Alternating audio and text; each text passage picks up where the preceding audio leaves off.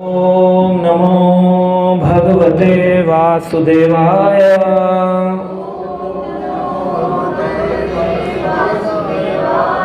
ओम नमो भगवते वासुदेवाय।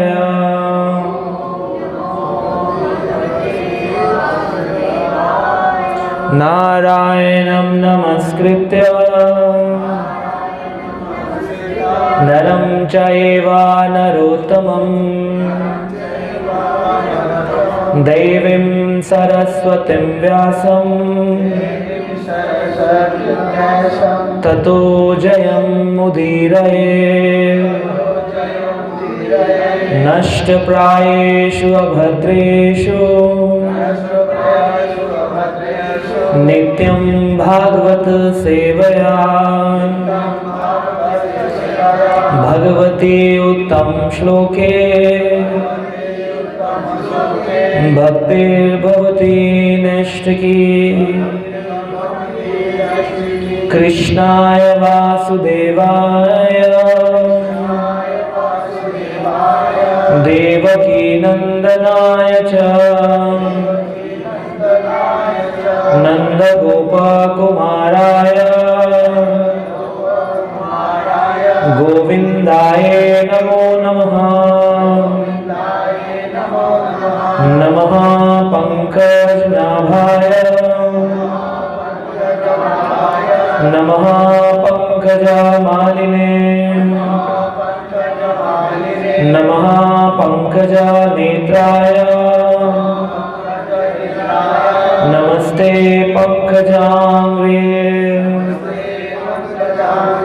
नमो विष्णुपादाय कृष्णप्रेष्ठाय भूतले श्रीमते भक्तिवेदांत स्वामीति नामिने।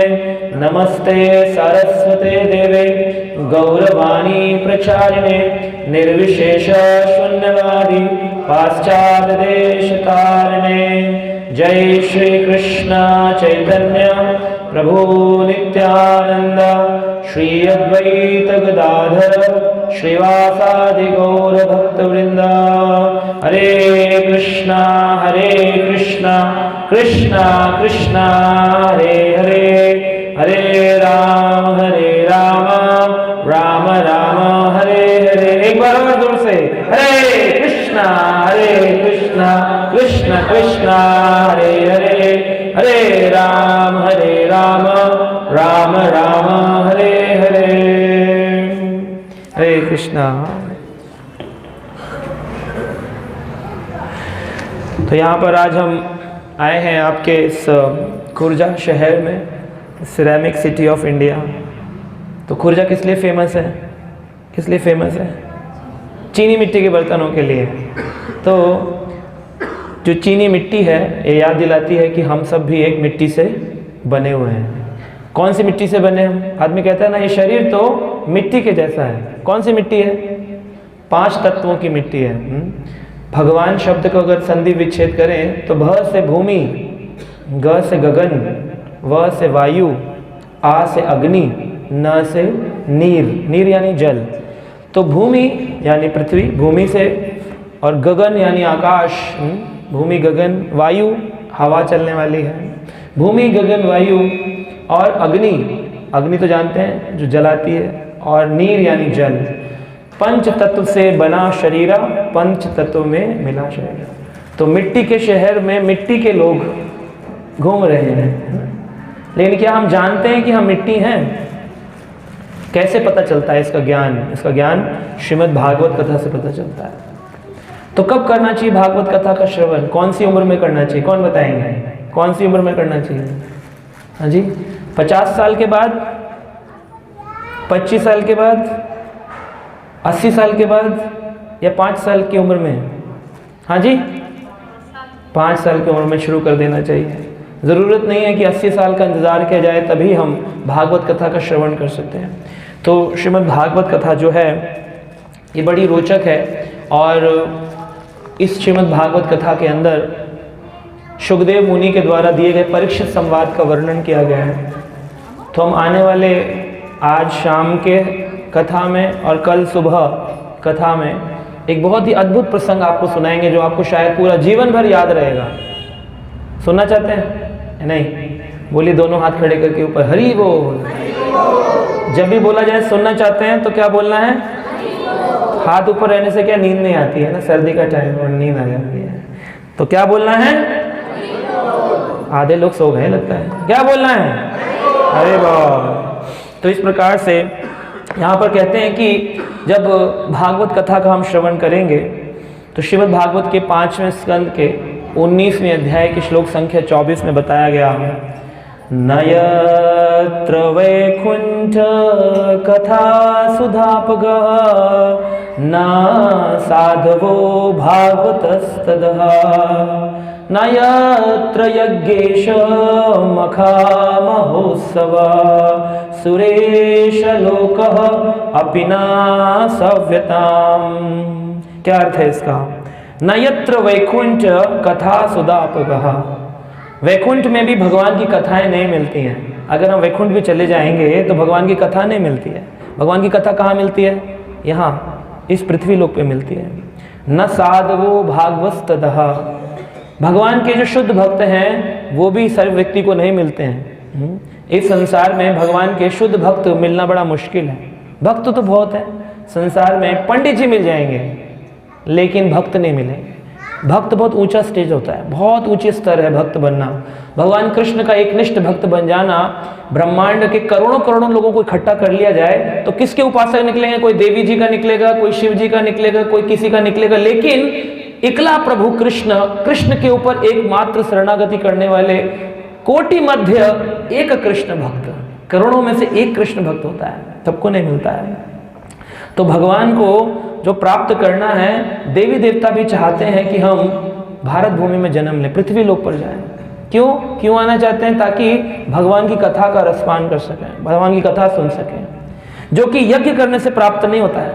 घर में कराते हैं ना गृह प्रवेश का यज्ञ, भूमि पूजन, उससे भी वो फल नहीं मिलता। न यत्र यज्ञेश, ये भागवत में लिखा है, न यत्र यज्ञेश महोत्सव, बड़े बड़े यज्ञ महोत्सव करने से भी वो कृपा नहीं मिलती है जो भगवान की कथा सुनने से मिलती। इसीलिए सुरेश लोकः, सुरेश शब्द का अर्थ है इंद्र का लोक, स्वर्ग लोक। सुरेश लोकः अपि न वेसाम सेव्यताम, स्वर्ग, जो स्वर्ग लोक के लोग हैं वो भी पृथ्वी पर आना चाहते हैं ताकि भगवान की कथाओं का श्रवण कर सकें। भगवान खुद कहते हैं कि मैं, भगवान से नारद जी पूछते हैं भगवान आप कहाँ रहते हैं? आपको लोग मूर्ति में ढूंढ रहे हैं, मंदिरों में ढूंढ रहे हैं, घर के अंदर फोटो लगाकर ढूंढ रहे हैं, आप हैं कहाँ? कहाँ मिलते हैं भगवान? वैकुंठ में है, वृंदावन में है, कहाँ है भगवान? तो भगवान कहते हैं नाम वाचांसि वैकुंठे योगिनाम हृदयेषु चा, ना ही तो मैं वैकुंठ में मिलता हूँ और ना ही मैं योगियों के हृदय में मिलता हूँ। कहाँ मिलते हैं? यत्र गायन्ति मद्भक्ताम तिष्ठामि तत्र नारद, हे नारद मैं वहां मिलता हूं जहां मेरे भक्त मेरा गायन करते हैं, जहां मेरे भक्त मेरे बारे में बोलते हैं, मैं वहां मिलता हूं। और यहां किसके बारे में बोला जा रहा है? किसके बारे में? हाँ जी, कृष्ण के बारे में। तो कौन मिलेंगे यहाँ पे? भगवान मिलेंगे। अब वो लोग जो सोचिए कितने नासमझ हैं, जो भगवान को आने के बाद भी वेलकम नहीं करते।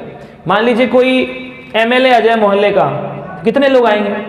बहुत सारे लोग आ जाएंगे, लेकिन भगवान जब आएंगे तो लोगों को पता नहीं चलेगा। तुलसीदास जी जो थे उन्होंने हनुमान जी को अपना भक्त बनाया। अपना हनुमान जी जो थे उनके पीछे पड़ गए थे तुलसीदास कि मुझे राम जी का दर्शन कराओ, राम जी का दर्शन कराओ। उन्होंने कहा ठीक है आपको राम जी का दर्शन कराएंगे। हनुमान बोले देखो यत्र गायन्ति मद भक्ताम तिष्ठामि तत्र नारद, नारद जी को बताया है भगवान ने कि जहां मेरे भक्त गायन करते हैं वहां मिलूंगा। और तुलसीदास जी आप तो रोज ही क्या करते हैं? भगवान के नाम का कीर्तन करते हैं। चित्रकूट के घाट पर बैठ कर के हरे कीर्तन होता था, हरे कृष्णा कृष्ण कृष्ण हरे हरे, हरे राम राम राम।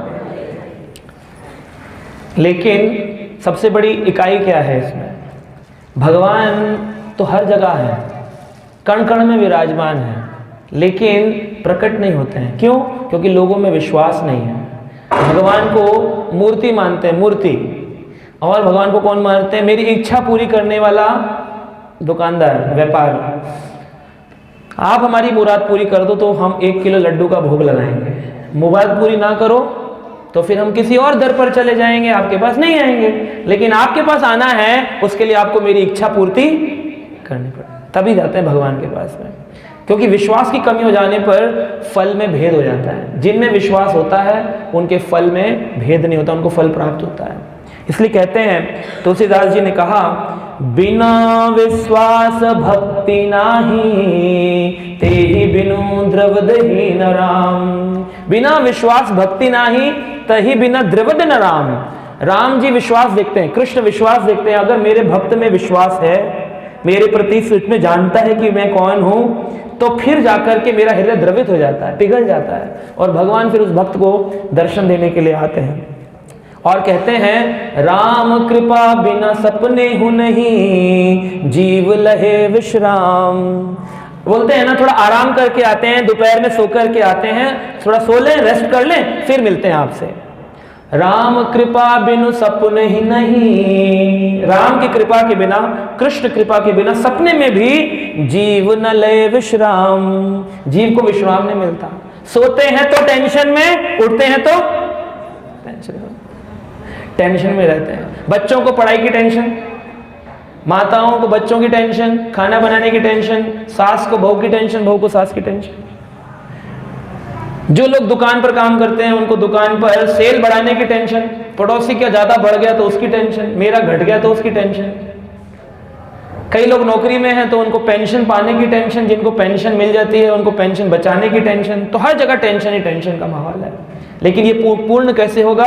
बोल रहे हैं, बिना विश्वास, बिना भगवान के विश्वास के भक्ति ना ही। भक्ति का पहला क्या सबसे इंपॉर्टेंट स्टेप क्या है? पहली सीढ़ी क्या है? क्या है? विश्वास। विश्वास सबसे पहले। श्रद्धा, आदो श्रद्धा ततो साधु संग ततो भजन क्रिया ततो अनर्थ निवृत्ति। सबसे पहले श्रद्धा चाहिए, विश्वास चाहिए। विश्वास के बिना भगवान प्रकट नहीं होते हैं। इसलिए देखिए, हनुमान जी भगवान के सबसे ऊंचे भक्त बताए गए है ना, कितने सुंदर भक्त हैं। जहां जहां भगवान की कथा होती है, कृष्ण कथा, राम कथा, वहां हनुमान जैसे भक्त जाते हैं बिना बुलाए, बुलाना नहीं पड़ता। यत्र यत्र रघुनाथ कीर्तनम तत्र तत्र मस्तकांजलि। जहां जहां मेरे रघुनाथ जी का कीर्तन होगा वहां जाके हनुमान जी बैठ जाएंगे। जानते कि नहीं? कितने लोग जानते हैं जहां राम कथा होती है हनुमान जी आते हैं? कितने लोग जानते हैं? हाथ खड़े करें। बस इतने लोग जानते हैं, बाकी को नहीं मालूम। तो आज पता चल गया कि जहां जहां रघुनाथ कीर्तन होता है वहां वहां हनुमान जी आते हैं। और जहां जहां कृष्ण कथा होती है जहां जहां कृष्ण कथा होती है वहां कौन आता है? वहां पर आते हैं ब्रह्मा जी आते हैं, शिव जी आते हैं, नारद जी आते हैं, असित आते हैं, देवल ऋषि आते हैं, अंगिरा ऋषि आते हैं, यहां पर बैठे हैं। एक बार एक बहुत बड़े कथावाचक थे, तो वो कथा करने के लिए आए और देखा कि हॉल में कोई है नहीं, कथा सुनने नहीं आया टाइम पर। तो उन्होंने कथा कहना शुरू किया और कथा करते रहे और जब कथा पूरी हो गई तब लोग आने शुरू हुए। क्योंकि लोगों को बोलो 5 बजे कथा होगी, तो कितने बजे आते हैं? 7 बजे। प्रसाद का टाइम होता है ना, प्रसाद पाने, भंडारा, भौतिक बुद्धि भारत की भूमि की। तो इस प्रकार से 7 बजे आए तो उठकर जाने लगे। तो उन्होंने कहा, अरे महाराज कुछ तो सुनाइए, इतनी दूर से आए हैं।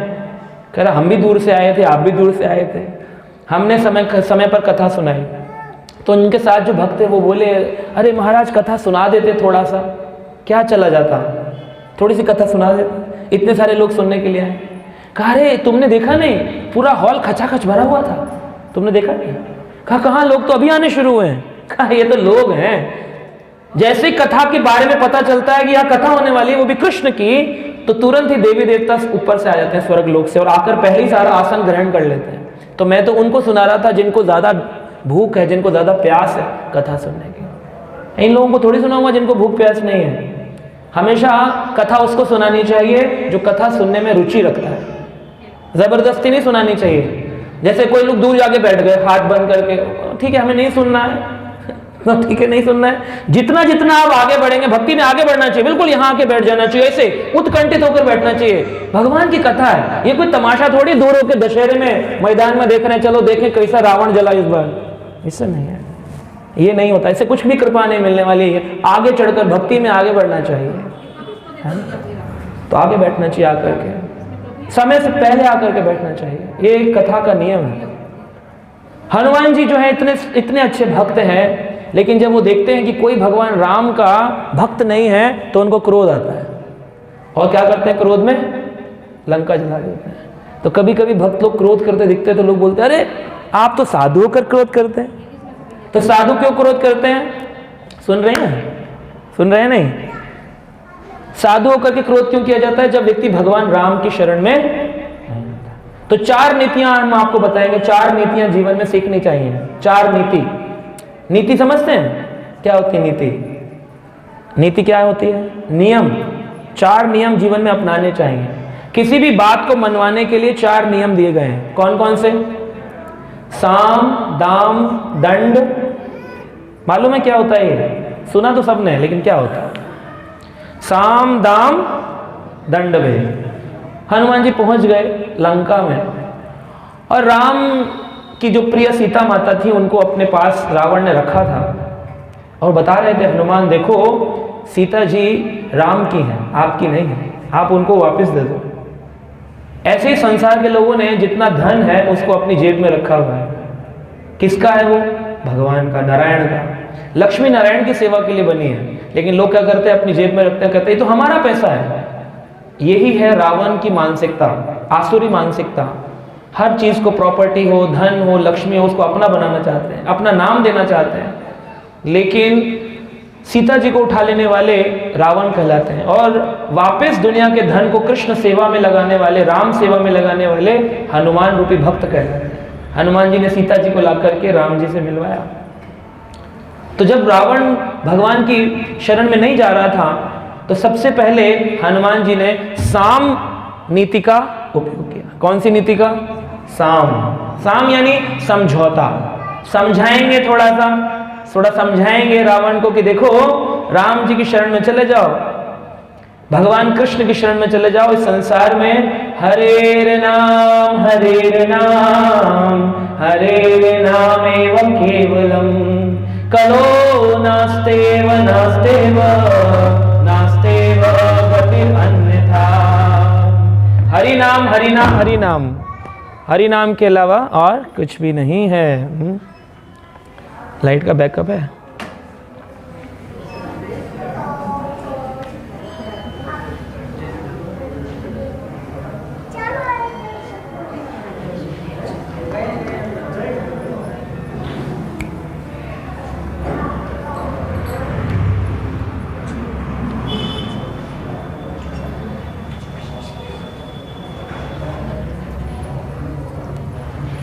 प्रकार से हम चर्चा कर रहे थे कि हनुमान जी जब लंका गए और रावण को 4 नीतियों से समझाने का प्रयास किया। कौन कौन सी नीति थी? साम, दाम, दंड। हनुमान जी को क्या कहा जाता है? हनुमान जी का एक नाम है बुद्धिमताम वरिष्ठम। बुद्धिमताम वरिष्ठम, उनसे तो उत्तम बुद्धि किसी भक्त की नहीं है। बड़ी बुद्धिशाली जीव है। हनुमान जी बचपन में ही सूर्य को अपना गुरु बना लिया, है ना?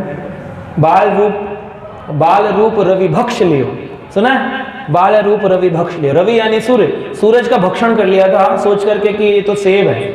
हनुमान जी चले गए थे, उत्तम शक्तिशाली, और जाकर के पाना चाह रहे थे तो सूर्य के पास गए और सूर्य को बोलते हैं कि देखो मुझे भगवान की प्राप्ति करनी है, और आप सूर्यदेव भगवान के नेत्र हो, भगवान कृष्ण के नेत्र हैं। भगवान कृष्ण के नेत्र कौन है? सूर्य। हर चीज के साक्षी हैं। आप जो भी घर में करते हैं ना, उस चीज को सूर्यदेव देख रहे होते हैं, और रात में चंद्रमा साक्षी हैं, वो देख रहे होते हैं आप क्या गलती कर रहे हो, हर चीज का साक्षी है। तो इस प्रकार से सूर्य के पास गए और सूर्य को जाके कहते हैं कि मुझे आपका शिष्य बनना है। और सूर्यदेव कैसे हैं? हमेशा रथ पर आरूढ़ रहते हैं। रथ कैसे चलता है? ऐसे चलता है, क्लॉकवाइज, घड़ी का आकार में चलता रहता। तो उन्होंने क्या कहा कि मैं आपका भक्त बनना चाहता हूं, आपसे शिक्षा लेना चाहता हूं, क्या आप मुझे शिक्षा देंगे? हनुमान जी ने कहा पहले रुकेंगे तो शिक्षा देंगे। हमारा रथ रुकता ही नहीं है, हमारा रथ रुकता ही नहीं है। रथ रुकेगा तो फिर हम आपको शिक्षा देंगे। तो उन्होंने कहा कि देखो, हनुमान जी कहते हैं मैंने पुस्तकें तो बहुत पढ़ी हैं, लेकिन पुस्तक उस तक नहीं पहुंचा सकती है, पुस्तक उस तक नहीं पहुंचा सकती है। पुस्तक पढ़ने से अगर कोई सोचे घर में चालीसा खरीद लाए और चालीसा पढ़ के उस तक पहुंच जाएंगे तो नहीं होता। तो हनुमान जी कहते हैं पुस्तक उस तक नहीं पहुंचा सकती है, उस तक पहुंचने के लिए हमको गुरु की आवश्यकता है।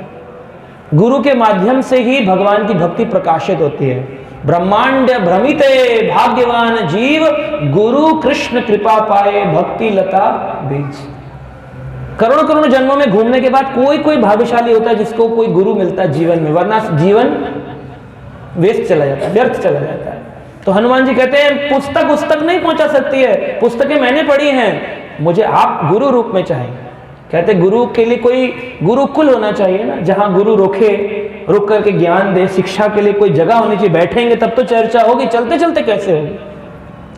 तो हनुमान जी कहते हैं मैं उल्टा उल्टा चलूंगा, आपका रथ ऐसे ऐसे चलेगा, मैं उल्टा उल्टा चलूंगा। तो उन्होंने कहा बताओ, अभी शिक्षा लेना भी शुरू नहीं किया, पहले उल्टा चलना शुरू कर दिया। लोग कहेंगे कैसा शिष्य है, देखो उल्टा चल रहा है, गुरु जी के रास्ते से उल्टा चलने लगा। तो उन्होंने कहा यही तो मैं समझाना चाह रहा हूं, गुरु की कृपा हो गई है, ये कैसे पता चलेगा? बोले ऐसे तो पता चलेगा जब मैं सीधा चलने की बजाय अपने रास्ते को बदल के चलूंगा कि देखो पहले से बदल गया है, क्योंकि इसके जीवन में गुरु जी आ गए। हरि हरि बोल। परिवर्तन आना ही भक्ति में आना है, ये नहीं कि पहले भी वैसे ही थे आज भी वैसे ही हैं, हाँ जी माला करते हैं। परिवर्तन, ट्रांसफॉर्मेशन, बिना परिवर्तन के आपका जीवन कुछ भी नहीं है। कितनी अगरबत्ती जलाओ, कितना दिया जलाओ, कितना ही पाठ करो, कितने मंदिरों में जाओ, परिवर्तन नहीं है तो आगे प्रगति नहीं है। और परिवर्तन किसके कारण आता है? गुरु के कारण आता है। ये हनुमान जी ने कहा। तो हनुमान जी ने बड़ी ही विद्वत्ता से, अपनी बुद्धिमत्ता से सूर्यदेव को अपना गुरु बनाया और उनसे ज्ञान प्राप्त किया।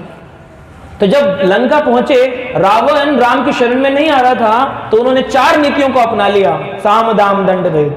साम से समझाया, देखो राम जी की शरण में चले जाओ, भगवान पूर्ण पुरुषोत्तम रूप में प्रकट हुए हैं, भगवान कृष्ण के अवतार हैं रामचंद्र, उनकी शरण में चले जाओ। रामादिषु मूर्तिषु कला नियमेन तिष्ठन् नाना अवतार मकरंद भुवनेषु किंतु कृष्णस्तु भगवान परम पुमानयो गोविंदमादि पुरुषम तमहं भजामि, गोविंदमादि पुरुषम तमहं भजामि। इस संसार में ब्रह्मा जी कहते हैं अगर प्रथम कोई भगवान है उनका नाम है गोविंदम आदि पुरुषम। ये ब्रह्मा जी बोल रहे हैं। ब्रह्मा जी ने कहा गोविंद से बड़ा कोई भगवान नहीं है, गोविंदम आदि पुरुषम। उन्हीं से सृष्टि प्रकट होती है, सृष्टि का सृजन, सृष्टि का पालन, सृष्टि का संहार, ये 3 देवता करते हैं, ब्रह्मा विष्णु महेश। इन तीनों की उत्पत्ति का स्रोत कौन है? गोविंदम आदि पुरुषम तमहं भजामि। रावण को समझाया ये गोविंद भगवान कृपा की दृष्टि से राम बनकर प्रकट हो गए, है ना। क्या करना है तुमको? विनती करो जोड़ 2 हाथ। अपनी विनती करता हूं, दोनों हाथों को जोड़ करके राम की शरण में चले जाओ, राम के भक्त बन जाओ, राम की शरण में चले जाओ, मैं आपसे विनती करता हूं। तो उन्होंने जब विनती करी राम की शरण में जाने के लिए, इस समझौते को समझा नहीं। रावण कहता है हाँ, हम नहीं जाएंगे राम की शरण में, हमें नहीं चाहिए भगवान, हमको नहीं है राम से कोई काम, हमको भगवान की शरण में नहीं जाना, हमको भगवान से कोई काम नहीं है। तो उन्होंने कहा अच्छा ये नहीं चलता तो दूसरा उपाय लगाता हूं। तो सेकंड नीति लगाई, कौन सी थी? कौन सी थी? हाँ जी बोल नहीं रहे, कौन सी थी? दाम। 2 से बोलिए। दाम लगाया। दाम नीति क्या होती है? चलो कुछ ले दे करके सेटल कर देते हैं। जब बात समझौते से ना हो तो आदमी कहता है कुछ ले दे के बात रफा दफा। समझौता के बाद बात ना चले तो कुछ ले दे करके सेटल करेंगे। तो उन्होंने कहा क्या कहूं? तो लंका में लंकापति रावण को हनुमान जी कह रहे हैं राम चरण पंकज उरधर हो, लंका अचल राज तुम करहो। अगर तुमने राम जी की चरण को ग्रहण कर लिया, लंका अचल राज तुम करहो, लंका के राजा बनकर रहोगे। क्या करना है? शरणागति तो करनी है, वरना वो तुम्हें मार देंगे, तुम्हारा राज्य भी चला जाएगा, तुम भी मारे जाओगे, वंश समाप्त हो जाएगा, क्या मिलने वाला है? इससे अच्छा है भगवान की शरण ग्रहण कर लो। लेकिन जो अहंकार में होते हैं ना, भगवत गीता कहती है अहंकार विमूढ़ात्मा कर्ता हम इति मन्यते। अहंकार में आदमी को लगता है कर्ता तो मैं हूं, मैं भगवान की शरण में नहीं जाऊंगा। सर कटा सकते हैं लेकिन सर झुका सकते नहीं। भगवान के आगे सर नहीं झुकाएंगे, सीधे चलेंगे। भगवान को प्रणाम करना चाहिए, जब भी भगवान के पंडाल में आए, भगवान के मंदिर में आए, प्रणाम करना चाहिए। लेकिन लोग नहीं करेंगे, क्यों? अहंकार। अहंकार विमूढ़ आत्मा, जिसके मूर्ख व्यक्ति है, वो भगवत गीता में भगवान कृष्ण अर्जुन को कहते हैं नहीं, अहंकारी व्यक्ति कभी भगवान की शरण में नहीं जाएगा। जहर खा के मर जाएगा, सुसाइड कर लेगा, लेकिन भगवान की शरण में नहीं जाएगा। क्यों? अहंकार। तो ये अहंकार जो है विनाशक है। रावण में भी अहंकार था। शिव जी के सामने जाकर कहता है मैं राम को जानता हूं, पूर्ण पुरुषोत्तम है, मैं सर कटा सकता हूं लेकिन उनके आगे सर झुका नहीं सकता, और रावण की बेइज्जती हो जाएगी। लोग इज्जत बेइज्जती को लेकर के शरणागति नहीं करते। लोग क्या कहेंगे? सबसे बड़ा रोग क्या कहेंगे, लोगों की सोचते हैं। माला करने को बोलो, बोले माला कर लो, पड़ोसी क्या कहेंगे, अड़ोसी क्या कहेंगे, तिलक लगा लो, अरे अड़ोसी क्या कहेंगे, पड़ोसी क्या कहेंगे। जो कहेंगे वो कहते रहेंगे। लोगों का काम है कहना, कुछ तो लोग कहेंगे, नहीं कहेंगे? बिना तिलक लगाए नहीं कुछ कहते हैं ना, तो लगा लो। कम से कम एक तरफ तो पक्का हो जाएगा कि भगवान की शरण तो पक्की हो गई है। और भगवान कृष्ण ऐसे हैं, कहते हैं जिसने मेरी एक बार शरण ग्रहण कर ली उसको मैं कभी त्यागता नहीं, कभी नहीं त्यागते भगवान। राम जब वन में विचरण कर रहे थे, सीता जी कहती हैं देखिए प्रभु राम, आपके चरणों में कांटे लग गए हैं, मैं इनको निकाल दूं, ये आपको कष्ट पहुंचाते होंगे। राम कहते नहीं नहीं मत निकालो प्रिय, क्योंकि जिसने मेरी शरण ग्रहण करी हो, भले ही वो कष्ट क्यों ना दे, लेकिन मैं कभी उसका त्याग नहीं करता। देखिए भगवान कांटों को भी नहीं निकालते हैं तो भक्तों को निकाल देंगे। भगवान कहते हैं अहम भक्ता पराधीनो, मैं तो अपने भक्तों के पराधीन हो जाता हूं। जहां भक्त हैं वहां पर मैं भाव से उनकी भक्ति के बंधन में बंध जाता हूं। तो इस संसार में अगर कुछ बनना है ना, तो भगवान का भक्त बनो। क्या बनना चाहिए? भक्त बनना चाहिए। तो लेन देन करके बोले तुम्हें लंका मिल जाएगी, तुम राज्य राम की शरण में चले जाओ। दाम लगाया, प्रॉपर्टी, तुम्हारी प्रॉपर्टी चली जाएगी, देखो प्रॉपर्टी चाहिए तो राम की शरण में चले जाओ। बोला हाँ मैं नहीं जाऊंगा राम की शरण। तो उन्होंने कहा ठीक है, अब इसको तीसरी नीति लगानी पड़ेगी। कौन सी नीति है? दंड। दंड मतलब पनिशमेंट, कुछ दंड देना पड़ेगा, डराना धमकाना पड़ेगा। ऐसे नहीं मान रहा है तो चलो तीसरी नीति लगाएंगे। तो उन्होंने कहा शंकर सहस विष्णु अज चोही, सकहि ना राखी राम कर द्रोही।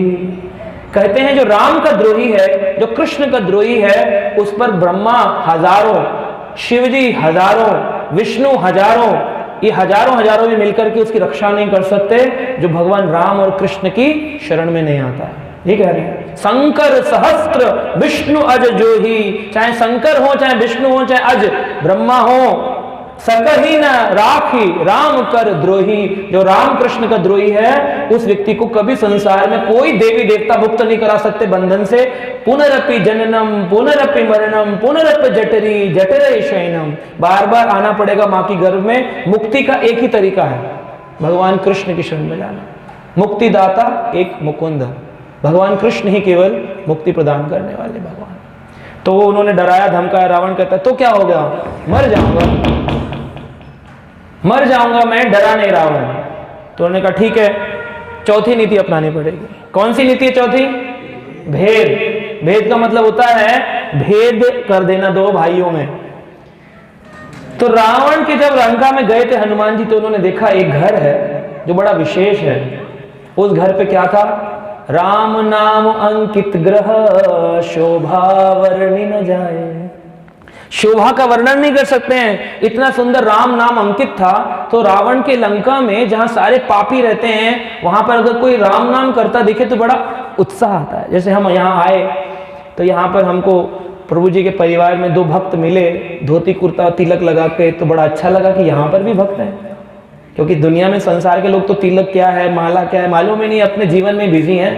लेकिन देखा दो तिलक लगाए हैं तो बड़ा अच्छा लगा। तो ऐसे हनुमान जी जब पहुंचे लंका में, तो उन्होंने देखा विभीषण का जो घर था, कमरा कक्ष, उस पे राम नाम अंकित ग्रह, शोभा वर्णि न जाए। इतनी सुंदर शोभा थी, भगवान का राम नाम था। तो उन्होंने विभीषण से पूछा तुम यहाँ कैसे रहते हो? कहा हूं तो भगवान का भक्त, जैसे दांत के बीच में जीभ रहती है ऐसे रहता हूं, दांतों के बीच में जीभ कभी भी कट सकती है। कहा तुम्हें कभी रावण ने रोका नहीं, जो तुम भगवान के नाम को जप करते हो, रावण जो भगवान का द्वेषी है, भगवान से द्वेष करता, कभी रोका नहीं।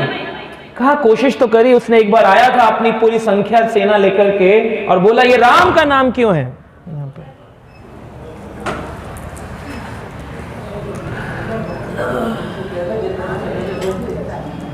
अपनाई भेद, तो बोला कि राम जो है उनका तुमने यहाँ पर नाम अंकित किया, कभी आकर के रावण ने रोका नहीं। कहाँ आया था, बोला तुमने राम का नाम कैसे लिखा है, राम का नाम तुम कैसे लिख सकते हो, वो तो मेरा दुश्मन है।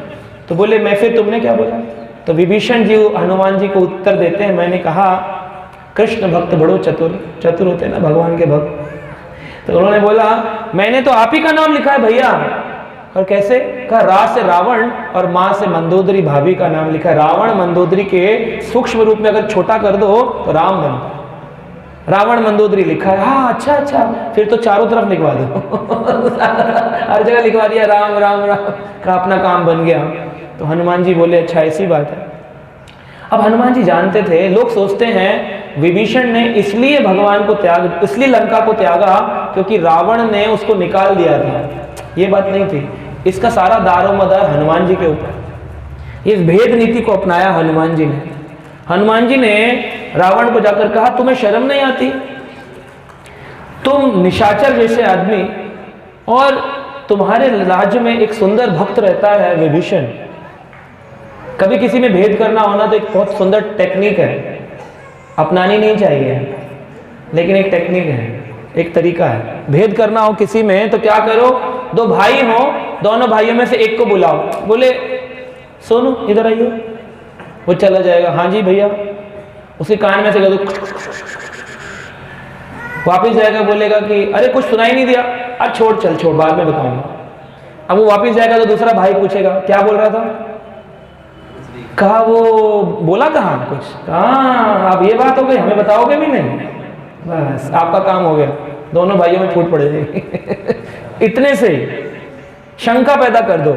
हनुमान जी ने भेद दृष्टि से क्या कर दिया, हनुमान जी बोल दिए रावण तुम्हारे राज्य में सुंदर भक्त विभीषण रहता है, सुनत निशाचर, निशाचर की इस राज्य में सुनते ही वहां पर कौन प्रकट हो गए, सहित विभीषण आना, विभीषण वहां पर आ गए। विभीषण आकर कहते हैं भैया भैया छोड़ दीजिए इस वानर को, ये राम जी का दूत है, इसको आप छोड़ देंगे, इसको छोड़ देंगे, जाएगा राम जी को बताएगा हमारी शक्ति के बारे में, हम कितने बलशाली हैं, आप इसे मार देंगे तो उसको जाकर बताएगा कौन, छोड़ दो इसको।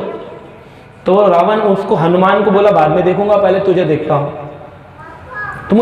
तू मुझे बोलता था कि मैं भक्त हूं, भक्त नहीं हूं, मैं तो आपका भक्त हूं, आज पता चला हनुमान ने तेरा गुणगान क्यों गाया, दूसरी पार्टी का आदमी हमारी पार्टी के आदमी का गुणगान क्यों गा रहा है, कुछ तो तुम्हारा संबंध है आपस में, क्या संबंध है, भक्ति का संबंध है।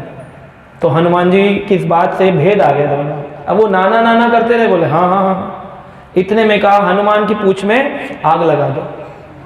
हनुमान जी की पूंछ में आग लगाई, हनुमान जी ने पूरी लंका में क्या कर दिया, आग लगा दी, लेकिन केवल किसका घर छोड़ दिया, विभीषण का। इस बात से तो और पक्का हो गया कि दोनों की दोस्ती है, कुछ तो है तो विभीषण के साथ में भेद करवा दिया, चौथी नीति अपनाई। तो इस भेद करने के पीछे कारण क्या था, क्या रावण को मार देना, लंका जला देना कारण था ना, क्या कारण था, कारण था चाहते थे हनुमान जी की भगवान के जो भक्त हैं ना उनको असुर साम्राज्य में नहीं रहना चाहिए, उनको कैसे भी करके वहां से निकालो। हमें कोई भक्त दिखता है कि हाँ ये भक्त बनने वाला है, उसको कहते आओ उधर से निकल के आओ, भक्तों के संग में आओ। असत्संग त्याग यही वैष्णव आचार, वैष्णवों को क्या करना चाहिए, असत्संगी लोगों का संग छोड़ देना चाहिए जो भगवान की भक्ति नहीं करते।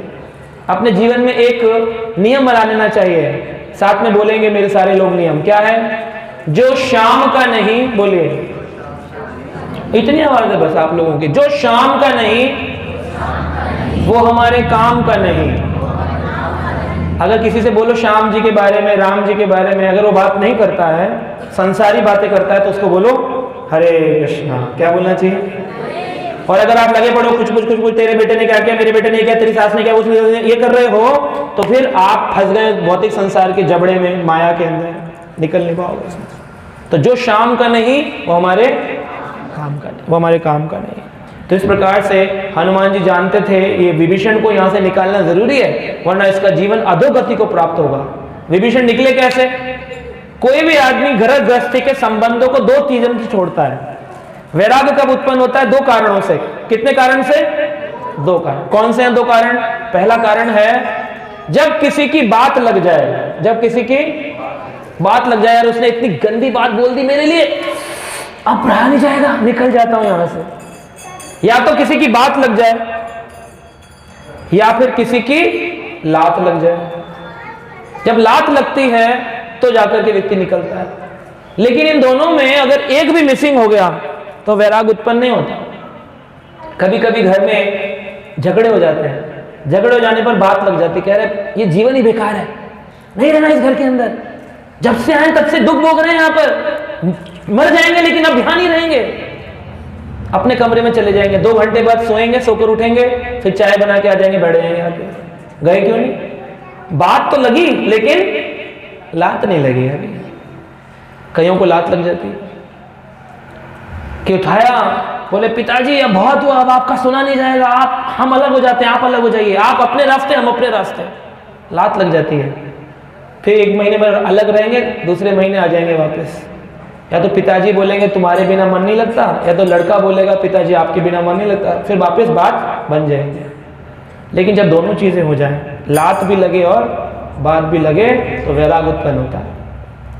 विदुर जी को वैराग उत्पन्न हुआ जब उनको कृष्ण भगवान की बात लगी और दुर्योधन की लात लगी, है ना। और किसको हुआ ऐसा वैराग उत्पन्न हुआ? ऐसा उत्पन्न हुआ आत्मदेव ब्राह्मण को। जब आत्मदेव ब्राह्मण को अपने पुत्र धुंधकारी की लात लगी और अपने पुत्र गोकर्ण की बात लगी।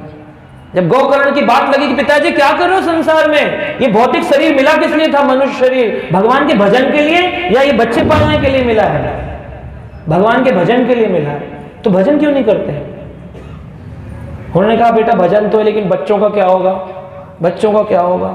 अभी बच्चे समझदार नहीं है, अभी बच्चे बड़े नहीं हुए, जब तक हम हैं तब तक घर चल रहा है, हम चले जाएंगे पता नहीं कैसे चलेगा। सबको यही लगता है कैसे चलेगा जी। आप चले जाएंगे, आपसे ऊपर वाले थे जो चले गए, उनको भी ये लगता था हमारे बिना कैसे चलेगा।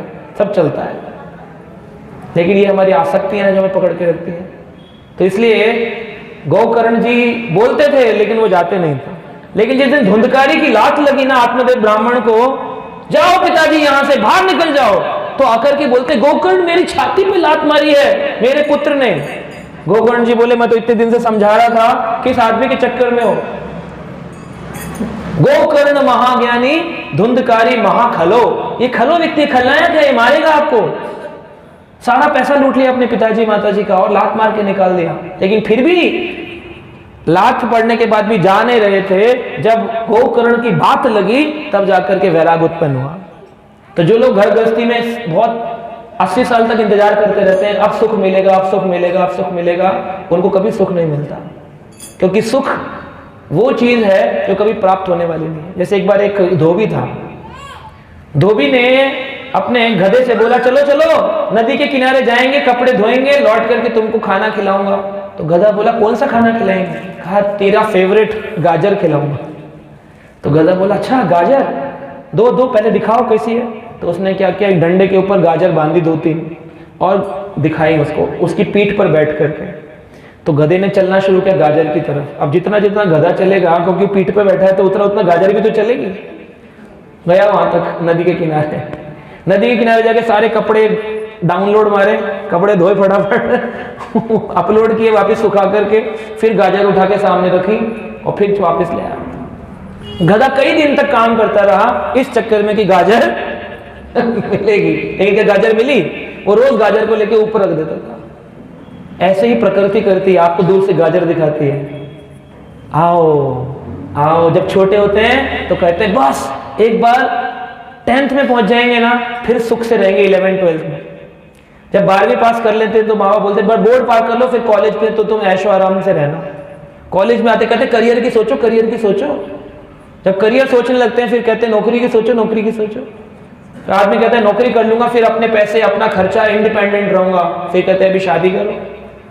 शादी कर लेते सोचते आप सुख से रहूंगा, पता चलता है कि क्या हो गया, मेरे तो अभी भी सुख नहीं है। फिर बोलता है शायद बच्चे हो जाएंगे फिर सुख मिलेगा। फिर बच्चों को बड़ा करने में, फिर वो बच्चों की शादी करने में, फिर बच्चों को सेटल करने में पता चला कि 5 साल का आदमी 85 साल का हो चुका है, अब उसके दिन कम बचे हैं। तब फिर वो सोते सोते उड़ जाता है, कभी कभी सपने में देखता है भयानक भयानक सपने, प्राण निकल रहे हैं, उड़ जाता है। फिर कहता है आज फिर बच गया, आज फिर बच गया, आज फिर बच गया। लोग सोचते हैं बाबूजी भजन कर रहे हैं, भजन थोड़ी कर रहे होते हैं, उठ करके बोल रहे थे आज फिर बच गए, आज फिर बच गए। बचोगे कितने दिन, एक ना एक दिन तो पकड़ ही लेगी। मृत्यु सर्प के समान बैठी है पीछे, कभी भी खींच लेगी।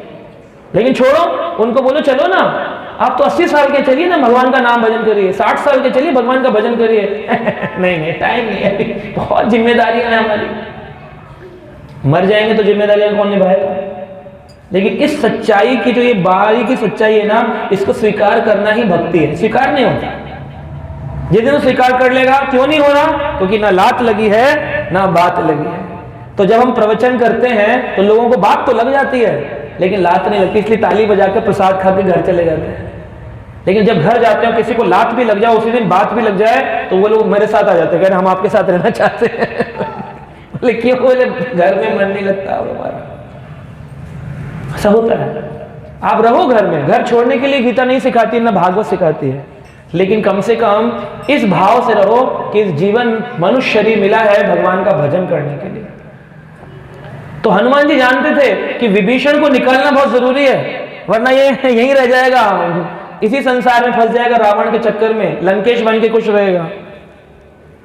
तो हनुमान जी की कृपा करी, भक्त कृपा करते हैं, जब उसको निकालते हैं, वैराग उत्पन्न कराते हैं किसी के जीवन से, उस पर कृपा करते हैं, उसको निकालते हैं, इस मायावी जंजाल से बाहर निकालते हैं।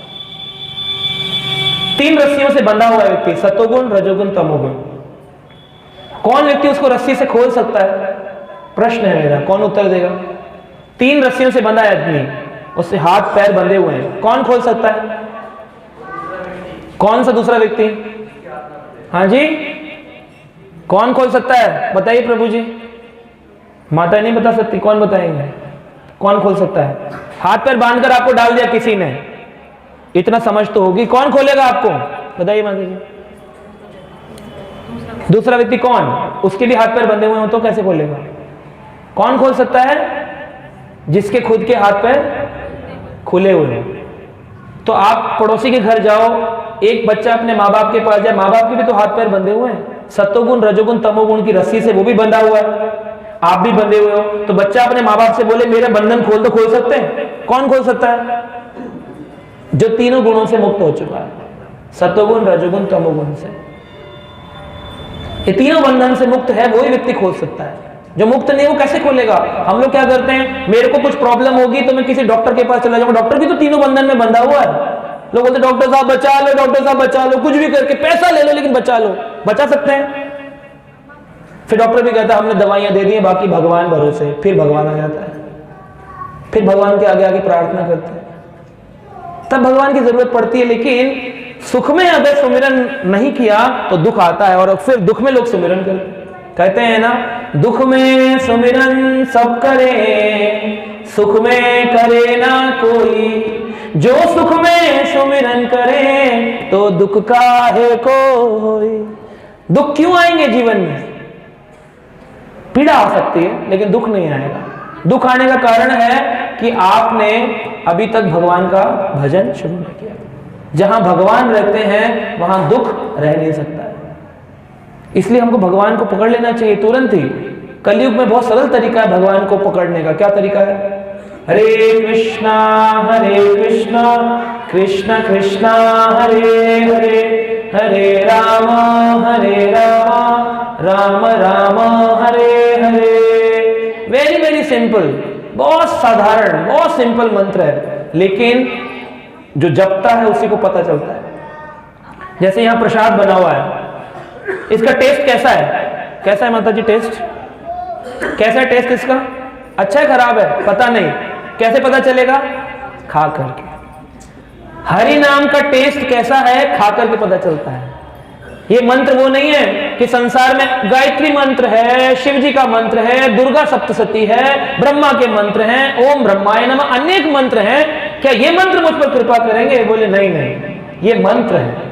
लेकिन मंत्रों के ऊपर एक मंत्र जिसका नाम है महामंत्र। उस महामंत्र को जपने से क्या होता है, कलयुग के जो कलिमश पकड़ कर रखा है ग्रसित जीव को तुरंत मुक्ति प्राप्त हो जाती है, तुरंत खुल जाता है, परिवर्तन आएगा आपके जीवन में। तो इस प्रकार से हनुमान जी ने बड़ी अति की कृपा करी, विभीषण को वहां से निकाला।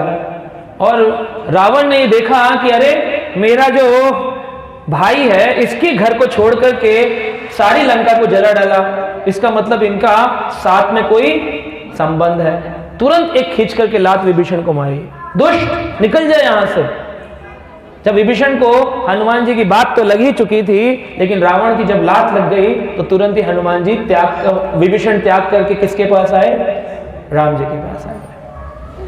4 असुरों को लेकर के आए थे अपने साथ, 4 असुरों को लेकर के आए और 4 असुरों को लाकर के राम जी के पास जब आए तो जामवंत आदि ने बोला, देखो देखो आकाश मार्ग से कोई राक्षस आ रहा है भगवान राम का अनिष्ट करने के लिए, चलो चलो जल्दी से इसको हवा में ही समाप्त कर देते हैं। तो हवा में समाप्त करने के लिए गए तो राम जी बोले, नहीं देखो किसी के दूत को अनिष्ट नहीं करना चाहिए, कुछ मैसेज लेके आया है, इसका मैसेज सुन लो। तो मैसेज सुनने के लिए नीचे बुलाए, बोले बुलाओ। तब विभीषण जब आए उन्होंने कहा, प्रभु राम मैं आपकी शरण चाहता हूं। तो जब उन्होंने इच्छा व्यक्त करी कि आपकी शरण चाहता हूं, तुरंत भगवान राम ने कहा, लंकेश तुम चिंता मत करो। तो जामवंत ने कहा, आपने इनको लंकेश क्यों कहा, लंका का राजा तो रावण है और अभी तो युद्ध प्रारंभ नहीं। तो भगवान बोले कि कोई बात नहीं, लंका का राजा रावण है और युद्ध में अगर मैं हार भी गया तो अयोध्या का राज्य अभी बाकी है, अयोध्या का राज्य। तो ये भगवान राम की कृपालुता है, दीनता है, दयालुता है कि भगवान अपना राज्य विभीषण को देने के लिए तैयार थे। तो इसलिए हमें क्या करना चाहिए, श्रीमद् भागवत जैसे शास्त्र, गीता जैसे शास्त्र पढ़ने चाहिए। कितने लोग हैं जिनके घर में गीता है अभी? अच्छा, कितने लोग हैं जो पढ़ते हैं? पढ़ने वालों की संख्या कम हो गई ठीक है, गीता पढ़ना चाहिए। उपनिषद कहती है उठो जागो, क्या कहती है, बोलिए क्या कहती है उपनिषद? उठो जागो, उठो जागो। तो उपनिषद कहती है उठो जागो, लेकिन ये गलत नहीं है, ये तो गलत स्टेटमेंट है। उपनिषद में लिखा है उठो जागो, ये तो गलत स्टेटमेंट है। सही है गलत है? कितने लोग बोलते सही है? कैसे? आप जब सो रहे होते हो तो पहले जागते हो फिर बिस्तर से उठते हो, या पहले उठते हो फिर जागते हो? क्या करते हो? पहले जागते हो फिर उठते हो। तो यहां पे उपनिषद में गलत क्यों लिखा है उठो जागो? ऐसा क्यों कहा? उपनिषद कभी गलत नहीं कहते। हमारे शास्त्रों में 108 उपनिषद है, उन 108 उपनिषदों में उपनिषद मंत्र है, वेद सूत्र है, उठो जागो। क्यों कहा? तो शास्त्र इसका कारण बताते हैं, हमारे आचार्यों ने बताया कि आज तक कोई जागा ही नहीं है, आज तक कोई जागा नहीं। जीते जी जीव जो हैं निद्रा में है, सोए हुए हैं, दिखते तो है चलते फिरते, लेकिन लाश के जैसे मृत समान है।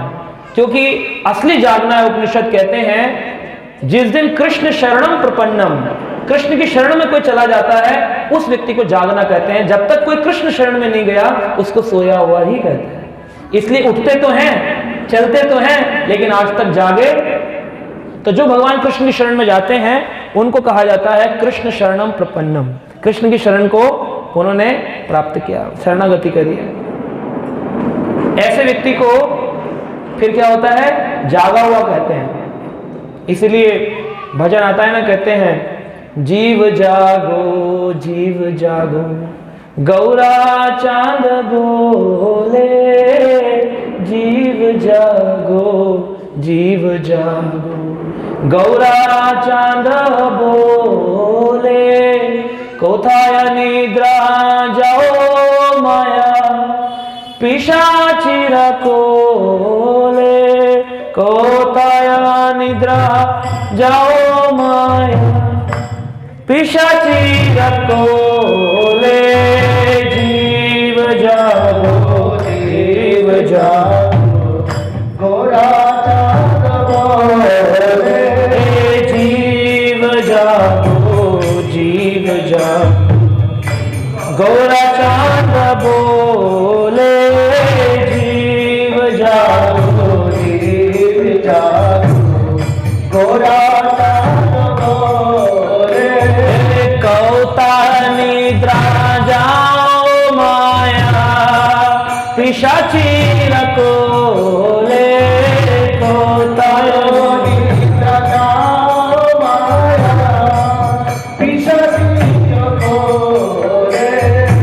भगवान गौरांग बोल रहे हैं जीव जागो गोरा चांद बोले, जीव जागो, उठने को नहीं बोल रहे हैं, क्या बोल रहे हैं, जागो। उठे तो आप लोग सुबह होंगे 4 बजे 5 बजे 6 बजे, लेकिन जागना है, जीव जागो कौता निद्रा जाओ माया, कितने दिन तक सोते रहोगे, इस माया की गोद में उठो और भगवान के नाम का कीर्तन करो।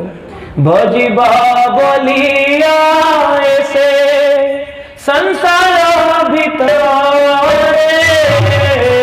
भजी बाबलिया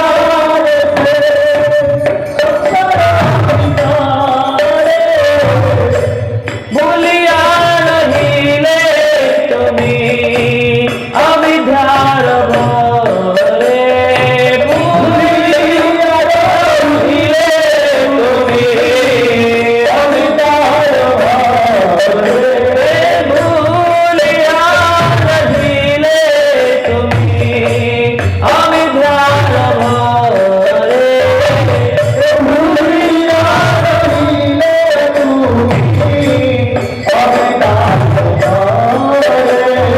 जीव जागो जीव जागो, गोरा चांद बोले जीव जागो जीव जागो, गोरा चांद बोले कौता निद्रा जाओ माया पिशाची रकोले, कौता निद्रा जाओ माया पिशाची रकोले। गौरंग महाप्रभु कह रहे हैं भजीबो बोलिया ऐसे संसार भीतरे, इस संसार के अंदर इतना व्यस्त हो गए, इतना भूल गए हैं, भूलिया रही ल तुम्हें, भगवान कृष्ण को भूल करके जीवन गुजार रहे हैं। जब माँ की गर्भ में थे तो 7वें महीने में नारद जी किसी कृपा करके, श्रीमद् भागवत के 30वें स्कंद में आता है, उस जीवात्मा पर कृपा करते कहते देख ले तूने अपने पूर्व जन्म में क्या क्या किया था, अब बता इस सारे पापों से कैसे तेरे मुक्ति होगी। कहता है प्रभु एक मौका दे दो, बाहर निकलूंगा, आपका नाम जप करूंगा।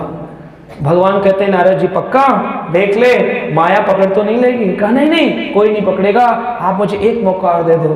करोड़ों बार ये झूठ बोल करके हम आए, झूठ बोला है।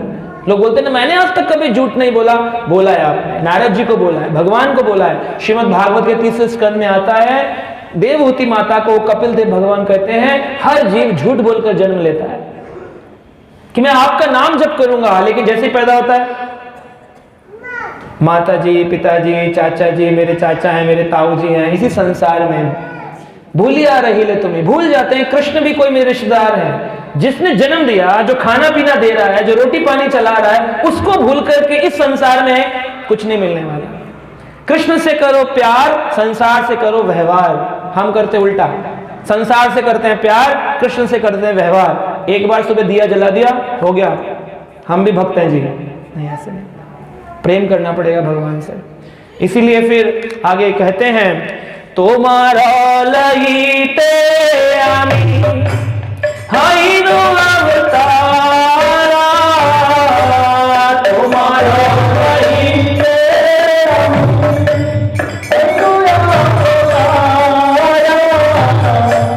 आमी बिना बंधु के आछे तुम्हारा, आमी बिना बंधु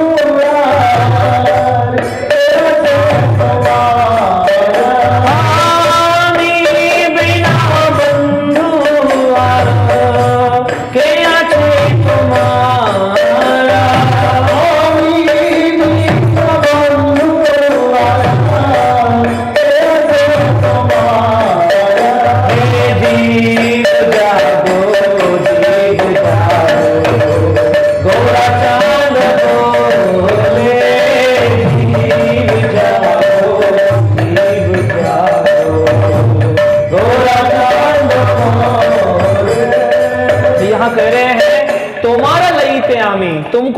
के लिए स्वयं भगवान से रहा नहीं जाता है। बच्चा स्कूल चला जाए, पार्क में खेलने जाए और माँ बाप को भूल जाए तो चिंता ज्यादा किसको होती है, बच्चे को या माँ बाप को? माँ बाप जाते हैं ना पकड़ने के लिए, बेटा 8 बज गए चलो, तो भगवान चैतन्य महाप्रभु कलयुग में आए, कहते हैं मुझे भूल गए तुम, कृष्ण रूप में भूल गए, राम रूप में भूल गए, लेकिन अब मैं आया हूं चैतन्य महाप्रभु के रूप में तुमको वापस बुलाने के लिए। चलो, मेरे जैसा तुम्हारा और कोई मित्र तुम्हें मिलने वाला नहीं है। माता पिता बंधु धाता धाई माँ सब कुछ मैं हूं तुम्हारा। अब चलो, तो मेरे बिना तुम्हें और कोई इतना सच्चा मित्र मिलने वाला नहीं है। तो चैतन्य महाप्रभु कलयुग के अभी 500 साल पहले ही नवदीप धाम मायापुर में प्रकट हुए। किस लिए आए? हम लोगों को वापस ले जाने। और भगवान कह रहे हैं मैं आया हूं, तुम्हारा मित्र हूं, एक में मित्र हूं। इतने संसार में मित्र बनाए, एक बार मुझसे तो मित्रता करके देखो। भगवान चाहते हैं मुझसे मित्रता करो। कैसे मित्रता होगी भगवान से? तो कहते हैं महाप्रभु चैतन्य महाप्रभु आए कलयुग में मित्रता प्रदान करने के लिए, तो संसार के लोगों के लिए एक दवाई लेकर के आए। जब देखा माँ बाप जाए पार्क में बच्चे को लेने स्कूल में और पता चले बच्चा बीमार है, बेहोश पड़ा है, तो क्या करेंगे? क्या करेंगे? दवाई देंगे कि नहीं देंगे? तो भगवान जब आए तो भगवान ने देखा अरे मेरे बच्चे तो बीमार पड़े, इस भव रोग से ग्रसित है, चलो इनको दवाई देता हूं। तो दवाई देने के लिए भगवान दवाई लेकर के आए। कौन सी दवाई है? एनाची औषधि माया नाशी बार लागी,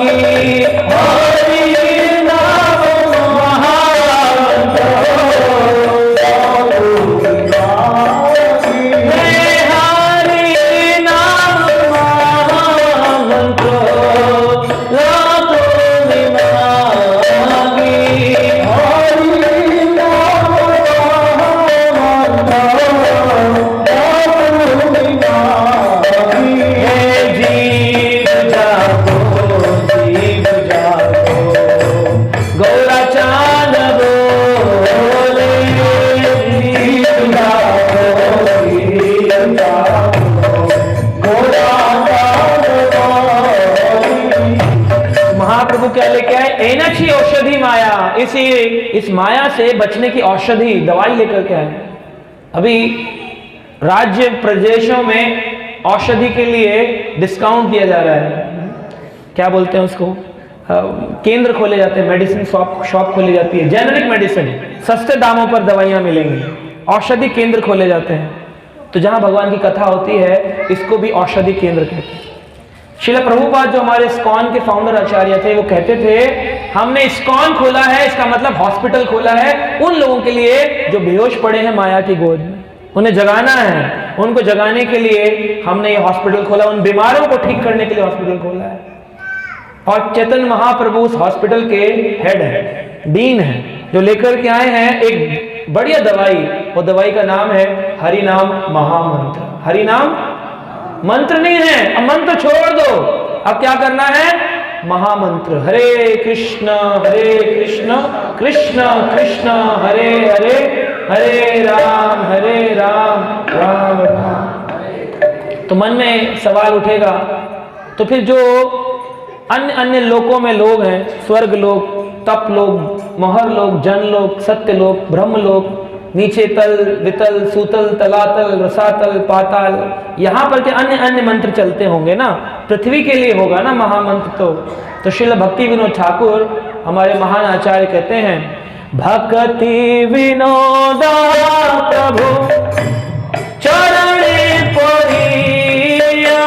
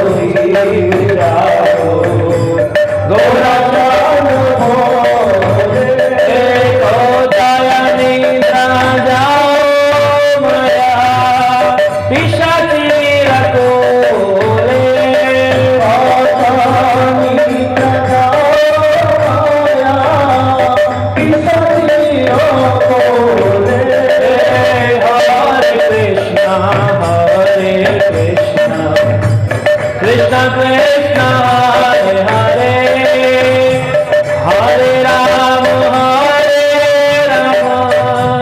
राम राम हरे हरे, हरे कृष्णा कृष्णा कृष्णा हरे हरे,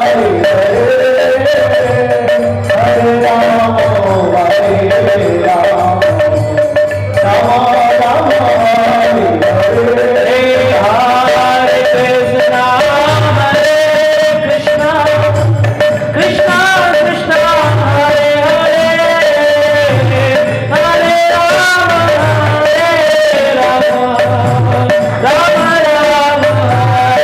कृष्णा हरे हरे, हरे राम राम राम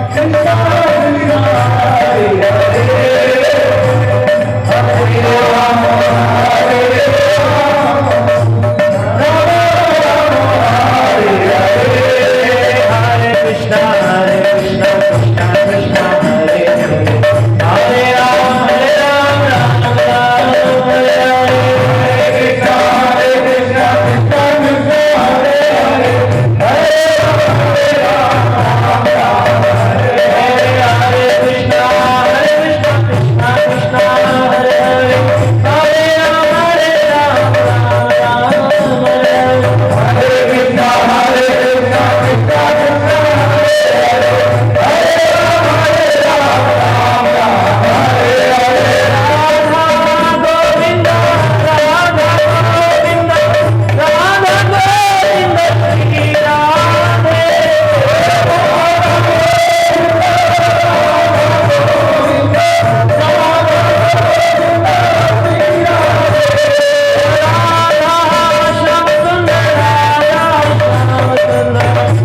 कृष्णा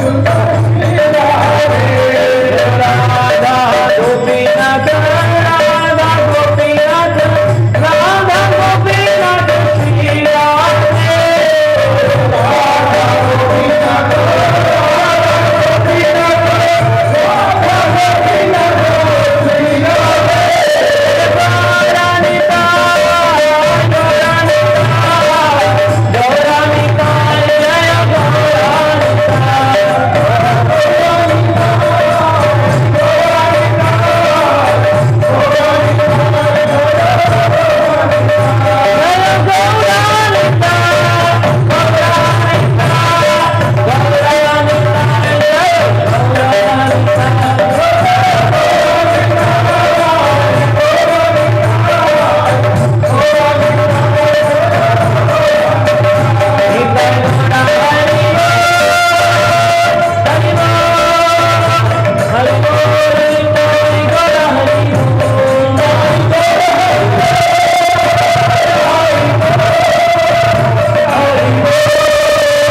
हरे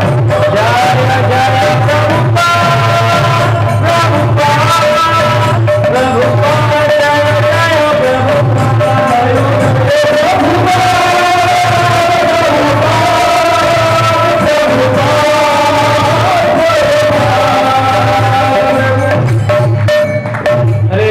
कृष्णा कृष्णा कृष्णा कृष्ण कृष्ण हरे हरे, हरे राम राम राम हरे हरे।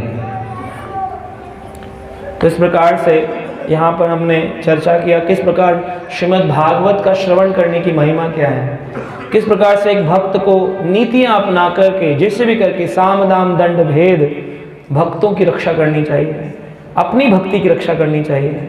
कई बार लोग बोलते हैं अरे भगवान के लिए क्या झूठ बोल दें, हाँ बोल देना चाहिए। भगवान के लिए झूठ बोलने से कोई पाप नहीं लगता है। तो कितने प्रकार के झूठ बोलने चाहिए इसकी चर्चा हम अगले प्रसंग में करेंगे। अपने कितने प्रकार के झूठ शास्त्र में बताया गया, झूठ बोल सकते हैं। सुनना चाहते हैं कि नहीं? रोज ही झूठ बोलते हैं बोले गुरु जी। आप शास्त्र का सहारा दे दोगे तो और झूठे हो जाएंगे। तो शास्त्र में बताया गया है कि झूठ अगर सही नहीं हुआ तो पाप भी लगता है बहुत, झूठ भी सत्य होता है। किस प्रकार से, इसके बारे में चर्चा करेंगे और अपने श्रीमद् भागवतम के विशेष प्रसंग पर चर्चा करेंगे कि किस प्रकार से एक व्यक्ति सोचता है मैं तिलक लगाता हूँ, मंदिर जाता हूँ, लेकिन उसके बाद भी उसको राक्षस बनना पड़ सकता है। लोग सोचते हैं हमने तो अभी मंदिर जाना शुरू किया, अब तो हम मुक्त हो जाएंगे। मंदिर जाने से कोई मुक्त नहीं होता। जब तक कोई व्यक्ति हरि नाम का सहारा नहीं लेता और वो भी वैष्णवों के अनुगत नहीं होता, गुरु की शरण ग्रहण नहीं करता, उस व्यक्ति पर कोई भी भगवान की कृपा होने वाली नहीं है। हर व्यक्ति अपने कर्म प्रारब्ध से अपने कर्मों का भोग भोगेगा, दुख भोगेगा, जैसे आया है वैसे ही चला जाएगा। अंत में जैसा स्मरण करेगा वैसा शरीर प्राप्त कर लेगा। अंते नारायण स्मृति, अंत में नारायण भगवान की स्मृति हो, उसके लिए पूरा जीवन तैयारी करनी पड़ती है। जन्म जन्म ऋषि तप कराही, अंत राम कहे आवत नहीं। अंत में राम आएंगे नहीं, कृष्ण नाम आएगा नहीं, अगर भगवान का नाम नहीं लिया। तपस्या करने से भी कोई फल नहीं मिलेगा। तो ये भगवान की कथा श्रवण करना ये बहुत बड़ा अवसर है किसी व्यक्ति के जीवन में, जब वो श्रीमद् भागवत कथा को श्रवण कर सकता है, राम कथा को श्रवण कर सकता है।